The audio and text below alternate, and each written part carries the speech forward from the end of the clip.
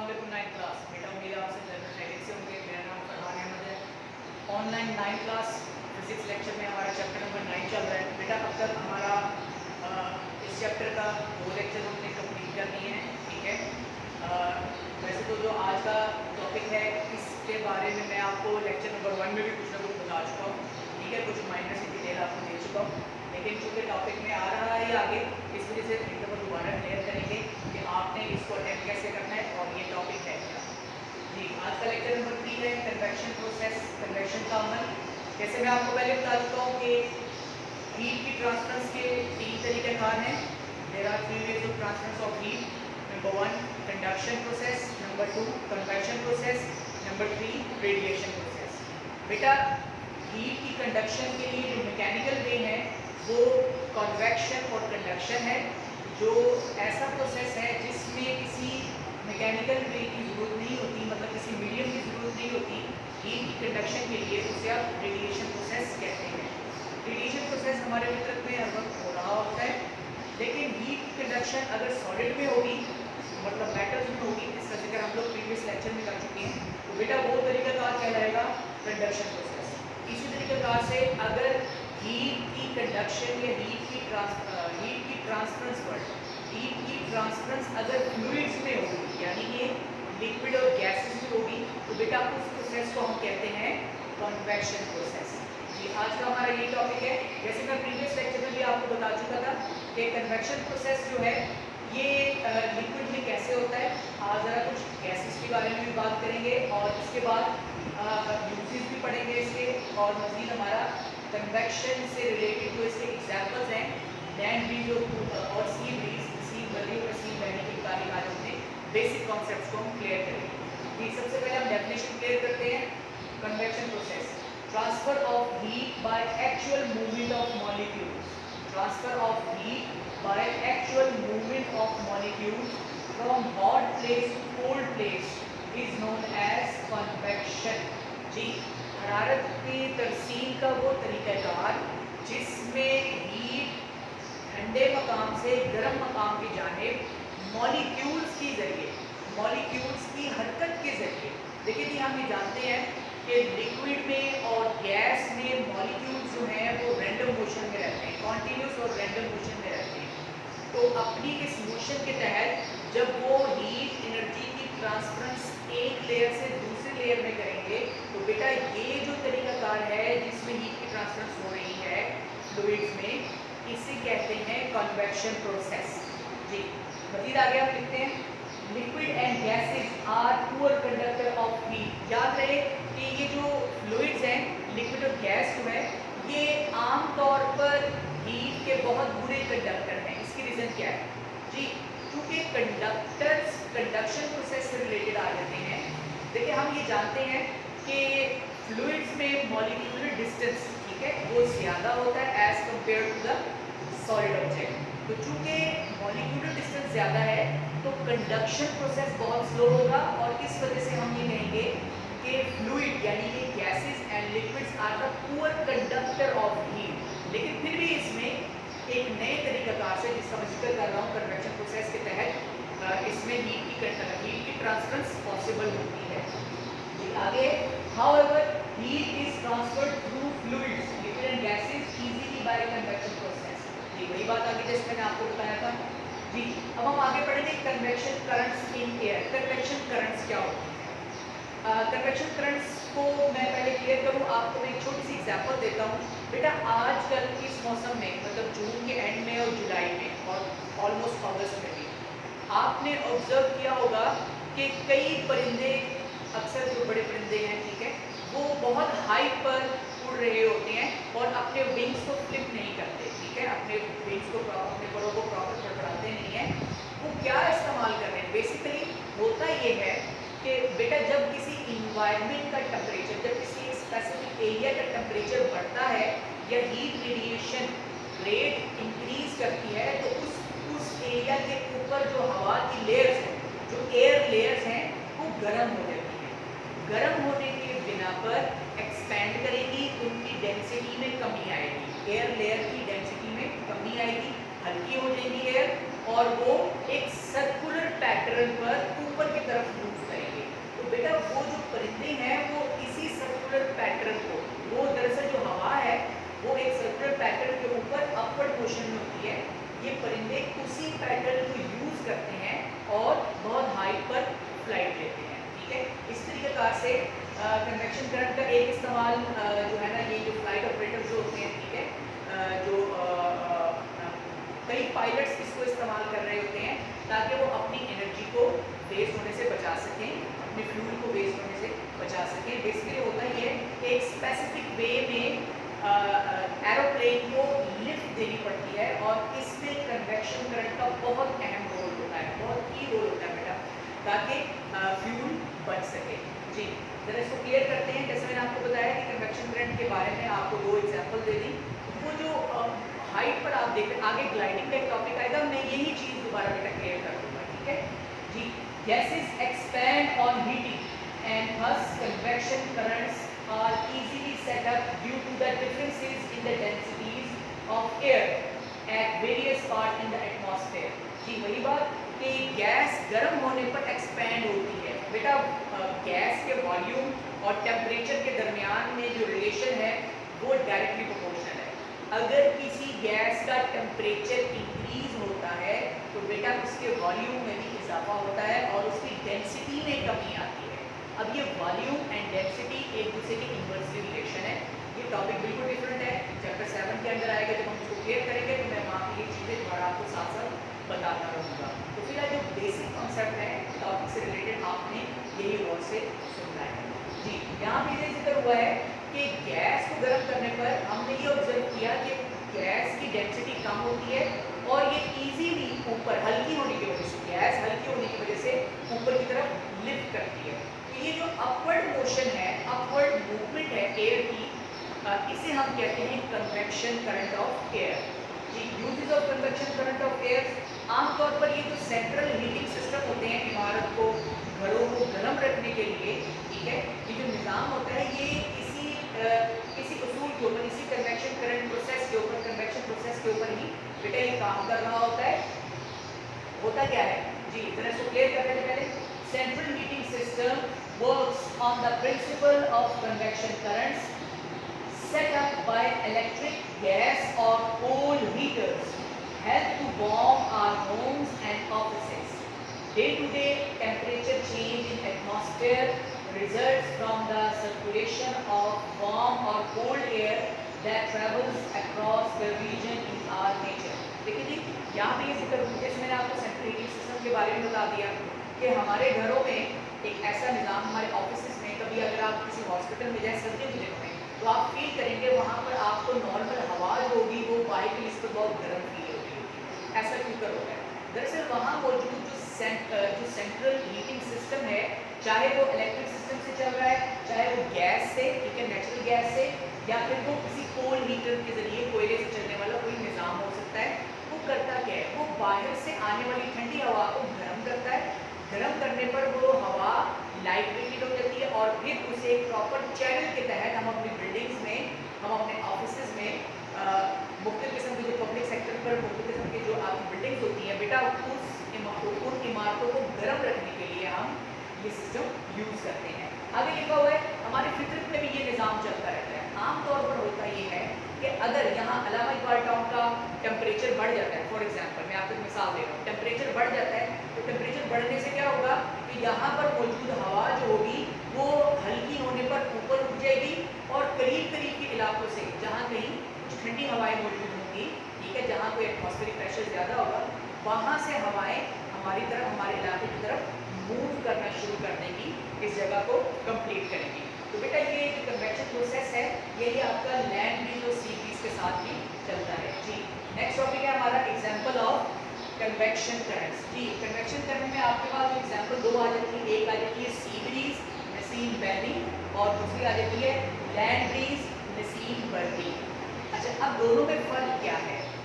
याद रहे कि sea breeze day time process है, याद रहे sea breeze day time process है, जबकि लैंड ब्रीज आफ्टर सनसेट या फिर नाइट टाइम प्रोसेस होता है। ये कौन सी हवाएं हैं? अपने नाम से ही साबित हो रही है। सी ब्रीज का मतलब ये है वो हवा जो सी से लैंड की तरफ आती है, ठीक है, आगे भी मैं डिटेल बताता हूँ आपको।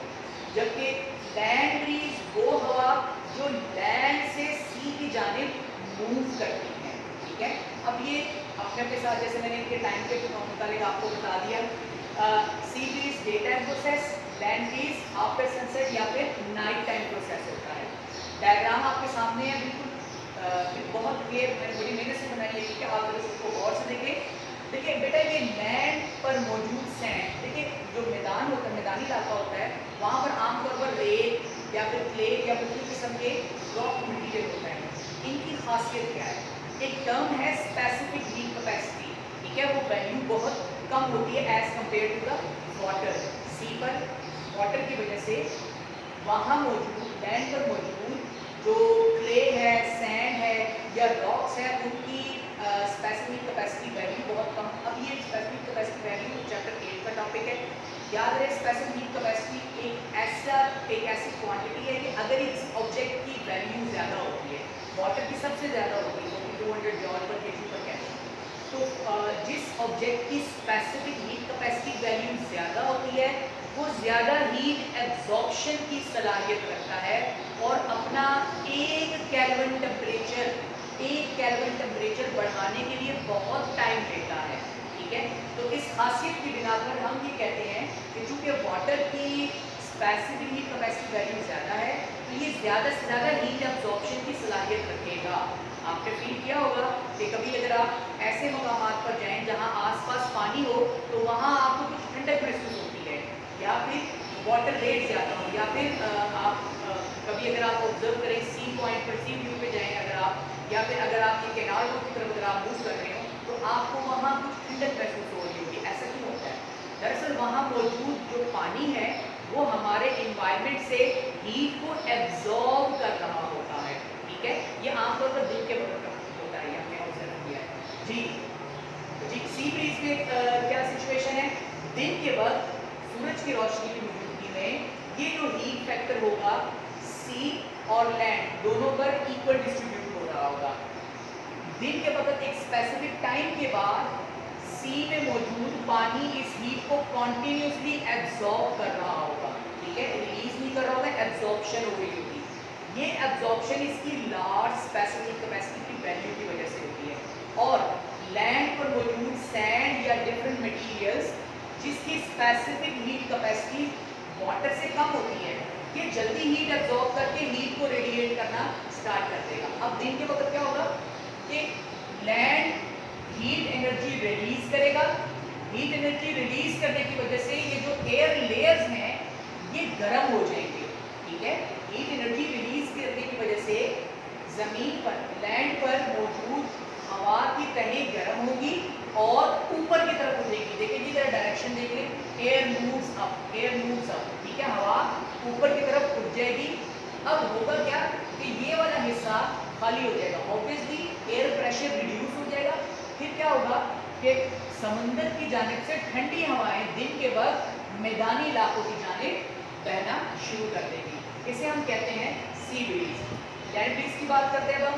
अच्छा, लैंड ब्रीज बिल्कुल ऑपोजिट एक जो है डिस्कशन है। अब रात के वक्त क्या होगा?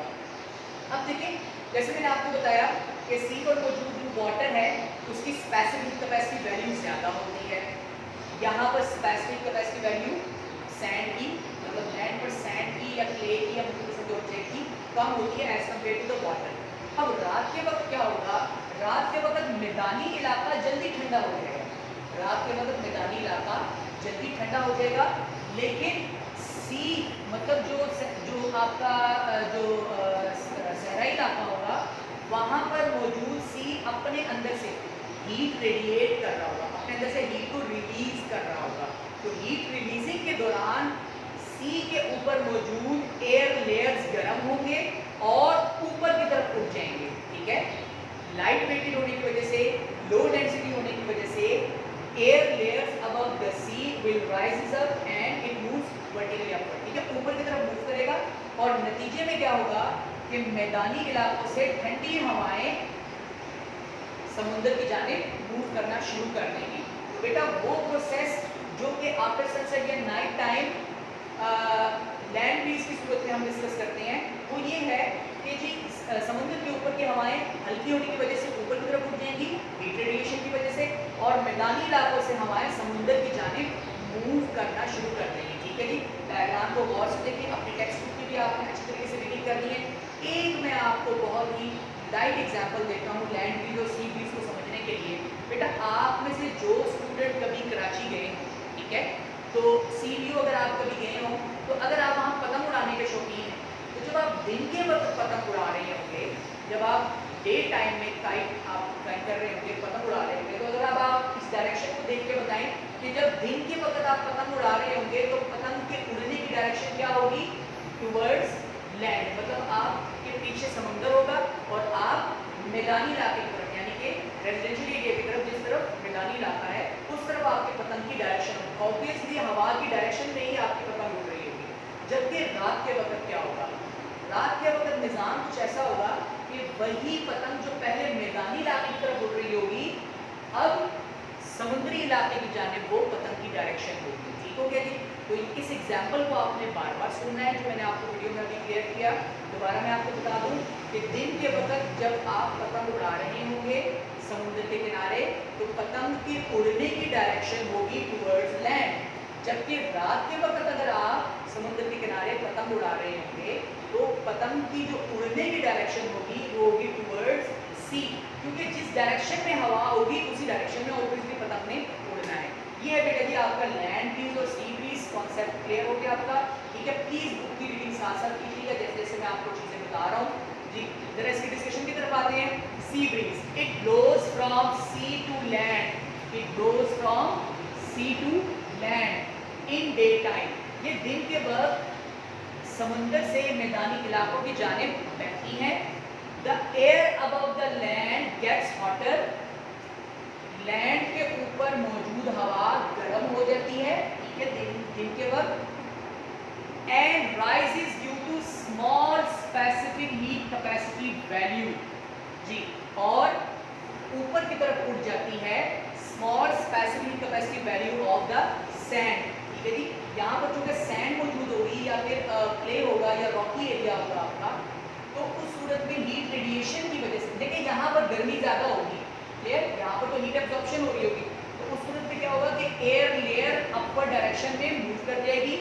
It land radiates the heat and hence decreases the density of air जी, decreases the density of air which results it upward movement and cool breeze from sea begins to move towards the land. और नतीजे में क्या होगा कि ठंडी हवाएं जो होंगी वो सी से लैंड की जानिब मूव करना शुरू कर देगी। यही वो हवा है जो कि आपके पतंग के उड़ने की डायरेक्शन में मतलब लैंड ब्रीज लैंड की जानिब आपकी ऑब्जर्वेशन की बात बनेगी। ठीक है, अच्छा लैंड ब्रीज की हम बात करते हैं जी। Land breeze it blows from land to sea, पहले क्या था सी टू लैंड, अब क्या है land to sea. It's a buy one get one free topic.